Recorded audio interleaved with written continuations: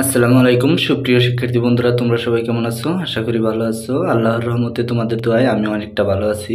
তো আজকে যে বিষয়টা নিয়ে তোমাদের সামনে উপস্থিত হয়েছি সেটা হচ্ছে তোমরা কিভাবে পরীক্ষা দেবে। তোমাদের পরীক্ষার মধ্যে ভয় ভীতি এগুলা কিছু থাকা যাবে না, অর্থাৎ এসএসসি এবং এইচএসসি যারা পরীক্ষা দিবে তাদের উদ্দেশ্যে বলতেছি। যেহেতু এইচএসসি পরীক্ষা সামনে অর্থাৎ নিকটেই অর্থাৎ 6 নভেম্বর থেকে অনুষ্ঠিত হবে, তাই তোমাদেরকে বিশেষ নির্দেশনায় বলতেছি যে ভালো প্রস্তুতি নিবে, অর্থাৎ পরীক্ষার প্রস্তুতি খুবই ভালোভাবে নিতে হবে।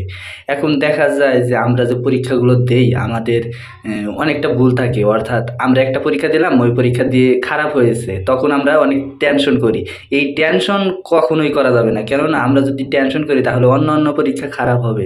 এটা আমাদের আপনা আপনি টেনশন যদিও চলে আসে, আমাদের টেনশন করা যাবে না। অর্থাৎ আমরা যে পরীক্ষাটা দিলাম ওই পরীক্ষার খাতা বা ওই পরীক্ষা সম্বন্ধে অর্থাৎ ওই পরীক্ষার প্রশ্ন আমরা কখনোই দেখব না। কখন দেখব? যখন আমাদের পরীক্ষা সবগুলো শেষ তখন ওই পরীক্ষার প্রশ্নগুলো দেখব। অর্থাৎ আমাদের পরীক্ষা শেষ না হওয়া পর্যন্ত ওই আমি যে পরীক্ষাটা দিলাম, আজকে সাপোজ একটা পরীক্ষা দিলাম, ওই পরীক্ষা আমার খারাপ হয়েছে কিংবা ভালো হয়েছে, তারপর ভালো হলেও আমাদের দেখা যাবে না।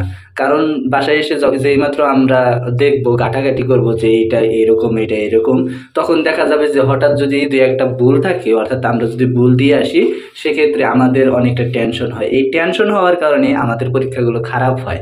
আর পরীক্ষা খারাপ হলে অবশ্যই পরবর্তী যে পরীক্ষাগুলো সেগুলো খারাপ হয়। তাই দেখা যাচ্ছে যে তোমরা অনেকেই আছো বা আমরা অনেকেই আছি যে আমরা পরীক্ষা দিয়ে এসে মানে অনেকটা টেনশনে পড়ে যাই, অর্থাৎ আমাদের এইটা হয় নাই। অনেক বন্ধু বলে যে এইটা হয় নাই, তোর এইটা হয় নাই, এই নিয়ে অনেকটা টেনশন পড়ি। এই টেনশনগুলো কখনোই করা যাবে না বা দুশ্চিন্তা কখনোই করা যাবে না। যে পরীক্ষাগুলো দিয়ে আসবো ওই পরীক্ষায় একদম অফ, অর্থাৎ ওই পরীক্ষার প্রশ্ন একদম দেখবো না।